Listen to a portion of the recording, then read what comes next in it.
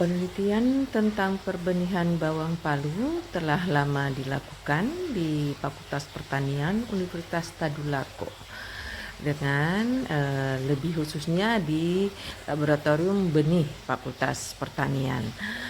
Untuk bawang merah Lembah Palu, kami sudah mengkaji di sekitar 12 lokasi sentra pertanaman bawang merah yang ada di Lembah Palu, utamanya untuk varietas Lembah Palu yang kita kenal dengan Allium wakegi araki.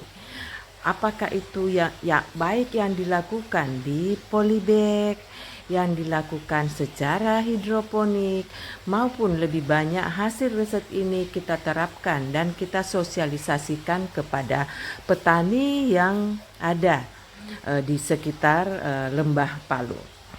Hasil yang kita dapatkan dari penelitian ini adalah diharapkan akan memajukan hasil dan meningkatkan produksi daripada bawang merah Lembah Palu. Walaupun untuk petani-petani kita yang ada di sekitar Lembah Palu masih sangat susah menerima teknologi yang telah kita berikan, utamanya dalam penyediaan benih bermutu. Karena sampai saat ini untuk benih bawang merah Lembah Palu masih kesulitan untuk mendapatkan benih yang berlabel dan memiliki kualitas yang baik. Untuk perbenihan bawang palu saat ini untuk Fakultas Pertanian telah mendapatkan 2 paten, utamanya dalam hal perbenihannya, dan juga sudah haki juga sudah didapatkan. Begitupun beberapa jurnal-jurnal yang telah dihasilkan untuk bawang tersebut. Penelitian ini dilakukan utamanya dilakukan oleh Ibu Dr. Insinyur Maimunah, kemudian diikuti oleh mahasiswa-mahasiswa S1 maupun S2. Dan dari riset-riset tersebut telah dihasilkan alumni-alumni yang menggeluti bidang perbenihan tanaman. Saat ini juga kami mulai mengembangkan varietas Tinombo. Seperti yang kita ketahui bahwa di Palu ini ada namanya bawang merah varietas Lembah Palu, kemudian ada bawang Tinombo, ada bawang Palasa ya.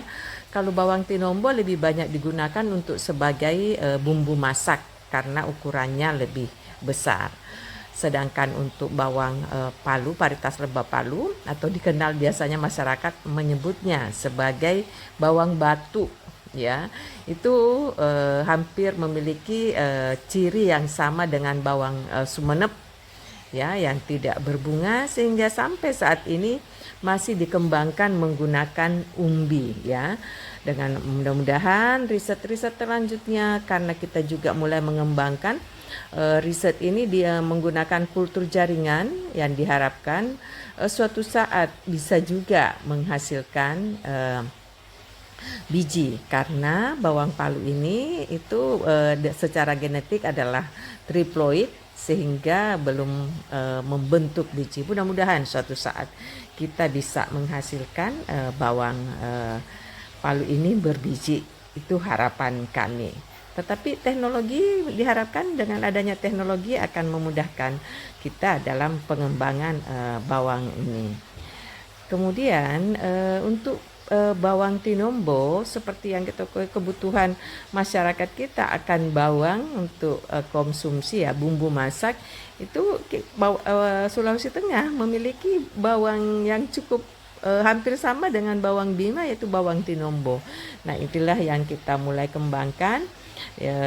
Ada juga yang kita lakukan secara hidroponik, karena kita harapkan di rumah tangga misalnya ingin ada bawangnya ya, di depan rumahnya ada suatu usaha hidroponik, sehingga bisa memudahkan ya.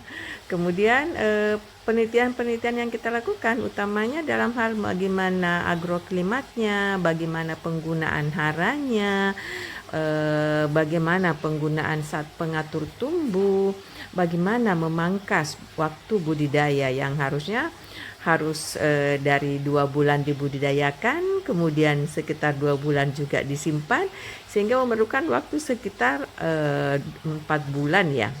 Nah, ini yang kita harapkan dengan memanfaatkan beberapa saat pengatur tumbuh dan mengatur waktu panen.